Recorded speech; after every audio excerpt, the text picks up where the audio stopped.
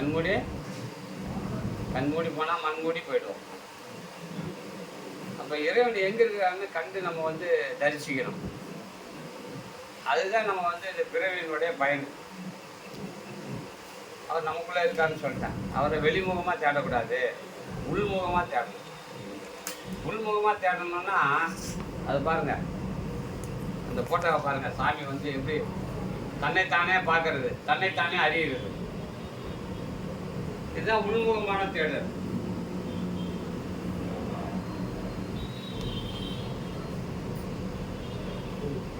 இறைவன் எங்கே இருக்கிறாருன்னு நம்ம முதல்ல தெரிஞ்சுக்கிறத விட நம்ம யாருன்னு முதல்ல தெரிஞ்சுக்கணும். வாங்க ஐயா, அவர் எங்கே இருக்காருன்னு நம்ம முதல்ல தெரிஞ்சுக்கணும். அது தெரியாதனால நம்ம வந்து எப்படியே சுற்றிட்டே இருக்கோம். இப்போ ஆளுறவன் தான் அரசன்னு சொல்கிறோம் இல்லையா? இந்த உடம்ப இந்த நம்மளை ஆளுறது யாரு? நம்மளுடைய மூச்சு காற்று. அது இல்லைன்னா இந்த உடம்பு நடக்குமா? எதுவும் செய்யாது. என்ன ஆகுது? பணமாயிடுது இல்லையா? அப்போ ஜீவன் தான் சிவம். ஜீவன் தான் சிவம். போனால் சவம். சிவம் போனால் என்னது? சவம். ஆண்டவன்னு சொல்கிறான். எல்லாம் ஆண்டவன் தான் ஆண்டுன்னு இருக்கான், ஆண்டவன் பார்த்துப்பான்னு சொல்கிறான். நமக்குள்ளே இருக்க ஈஸ்வரன் தான் ஆண்டவன். அவனுக்கு தான் ஆண்டவன் பேர். அவன் ஆண்டவன் நம்மளை விட்டு வெளியே போயிட்டான்னா நம்மளுக்கு என்ன சொல்லுவாங்க? மாண்டவன். ஆண்டு அனுபவிச்சான், மாண்டுட்டான். அப்போ ஆண்டவன் மாண்டவன் யார் அப்படின்னா அவன் ரெண்டு பேரும் நமக்குள்ளே தான் இருக்கான். நம்மளை இருக்கிற வரைக்கும் ஆண்டவன், நம்மளை விட்டு வெளியே போனால் இவன் மாண்டவன்.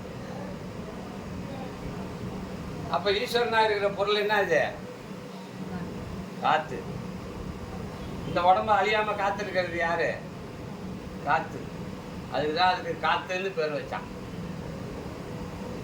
அதுதானே இதை காக்குது. அது போயிடுச்சுன்னா அழுகிடுதுல்ல, கெட்டு போயிடுதுல்ல. அப்போ அந்த காற்றாக இருக்கிற பொருளை நம்ம காற்று வச்சுக்கணும், நம்மளை விட்டு போகாமல். அதனுடைய வித்தை தான் எல்லா மகான்களும் பயிற்சி செஞ்சு யமனை எட்டி உதைச்சாங்க. எங்கடா இங்கே வந்த ஓடுறா அப்படின்னு. யமன் வந்து என்னத்தை பிடிச்சிட்டு போகிறான்? இந்த மூச்சு காற்று தான் பிடிச்சிட்டு போகிறான் இல்லையா? கரெக்டாமா? அப்போ அதை நம்ம வெளியே விடுறதுனால தானே அவன் பிடிச்சிட்டு போகிறான். வெளியே விடாமல் நம்ம உள்ளுக்குள்ளே தடுத்து நிறுத்தி வச்சுட்டோன்னா அவன் வந்து வீட்டுக்குள்ளே இருந்தால் நம்மளை யாரும் பிடிப்பா? வெளியே போனால் பிடிச்சிடுவான். அப்புறம் நம்ம ஜீவனை நமக்குள்ளேயே உள்ள இந்த சிரத்துக்குள்ளேயே சமாதி வைக்கணும். சிரத்துக்குள்ளேயே ஜீவித்திருக்க பழகணும். அதுக்கு பேர் சிரஞ்சீவின்னு பேர். சிரஞ்சீவின்ற பட்டம் வந்து ஆஞ்சநேயருக்கு மட்டும்தான் கொடுத்துருக்குது. ஏன் அவருக்கு ஆஞ்சநேயருக்கு சிரஞ்சீவின்ற பட்டம் கொடுத்துருக்குன்னா, அவர் வந்து வாயு புத்திரன். அவர் வாயுவான பொருள். அப்போ நீ வாயு புத்திரன் இல்லையா? நீயும் வாயு புத்திரன் தான். வாய் அப்படி வச்சுன்னா காற்று நிரம்பிட்ட, நீயும் ஆஞ்சநேயர் தான். அந்த வாயுவை நமக்குள்ளே தக்க வச்சுக்கிட்டா நமக்கு என்றென்றும் சிரஞ்சீவின்னு பேர். சிரத்துக்குள்ளே ஜீவித்திருந்தால் சிரஞ்சீவின்னு பேர். புரியுதுங்களா? அந்த ஜீவன் நம்மளை விட்டு வெளியே போகும். அதை தடுத்து நிறுத்தணும். அதுக்கு வித்தை இருக்குது. அந்த வித்தையை வாங்கி நீங்கள் பயிற்சி பண்ணிங்கன்னா ஈஸ்வரனை உங்களுக்குள்ளேயே நீங்கள் பார்க்கலாம். நீங்களே ஈஸ்வரனும் ஆகலாம். மனிதன் என்பவன் தான் தெய்வம் ஆக முடியும். புரியுதுங்களா? அந்த தெய்வ நிலைக்கு போகணுன்னா நம்ம தான் முயற்சி பண்ணணும். ஏன்னா கடவுள் வந்து மனுஷ ரூபத்தில் தான் இருக்குது. எல்லாருக்குள்ளே இருக்கிறதெல்லாம் ஈஸ்வரன் தான். இந்த உலகம் ஃபுல்லாக நிறைஞ்சிருக்கிறது ஈஸ்வரன் தான். இந்த உலகத்தில் காற்று இல்லைன்னா நம்ம இருப்போமா? இருக்க மாட்டோம். அப்புறம் எங்கே நிறைந்த பொருளாக என்ன இருக்குதுன்னா காற்று பொருள் தான்.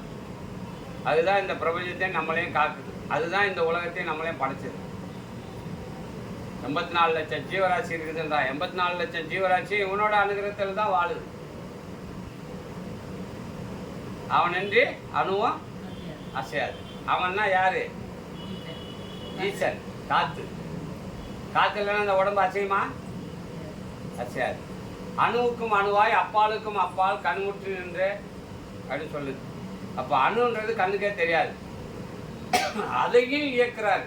அந்த கண்ணுக்கே தெரியாத அணுவை மைக்ரோஸ்கோப் வச்சு பார்த்தா தான் அந்த அணுவை நீங்கள் உங்களை பார்க்க முடியும். ஆனால் அந்த அணுவுக்குள்ளே ஒரு இயக்கம் இருக்குது, அவர் தான் ஈஸ்வரன். புரியுங்களா? அதுதான் இயக்கமான பொருள் நமக்குள்ளே இருந்து இயக்குது. அந்த இயக்கத்தை மைனஸ் ஆகுது, நம்மகிட்டேருந்து கழிஞ்சு போயிட்டே இருக்குது. அதை தடுத்து நிறுத்தணும்.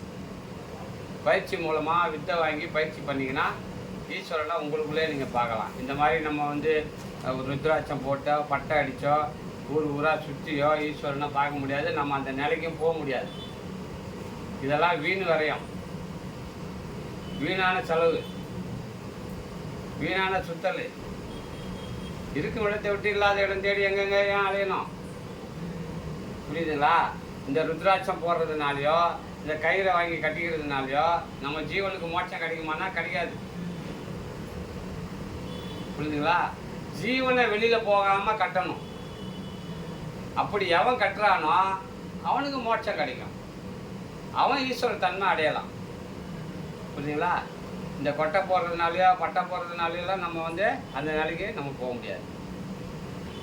அருணாச்சல ஈஸ்வரராக இருக்கட்டும், எந்த ஒரு பெரிய கோயிலாக இருக்கட்டும், வருஷம் 365 நாளும் பூஜை பண்ணுற ஐயர் ஈஸ்வரர் நிலைய போகிறாரா?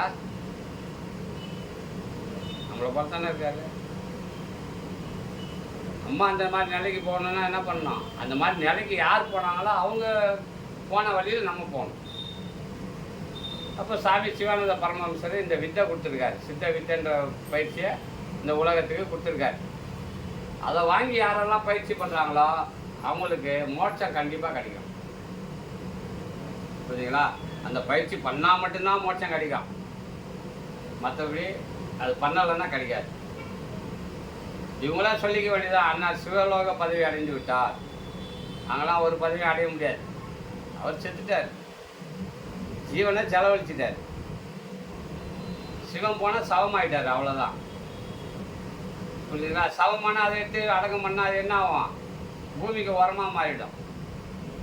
ஆனால் அவர் தவம் பண்ணலை, அவர் உரமாக தான் ஆக முடியும். தவம் பண்ணால் என்ன ஆக முடியும்? வரம் வாங்க முடியும். என்ன வரம் வாங்கலாம்? தவம் பண்ணாக்கா, தவம் பண்ணால் தானே வரம் கொடுப்பாங்க. தவம் பண்ணால் சாகா வரம் வாங்கிக்கலாம்.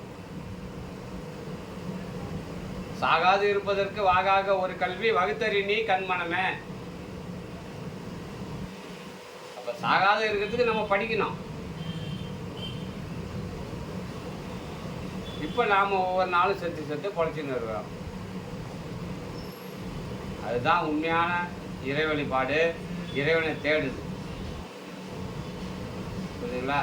காடு ஏறி மலை ஏறி இந்த மாதிரி ஊர் ஊராக சுற்ற வேண்டிய அவசியம் இல்லை. அவர் உங்களுக்குள்ளே இருக்கார், அவர் உள்ள கண்டு தரிசிங்க.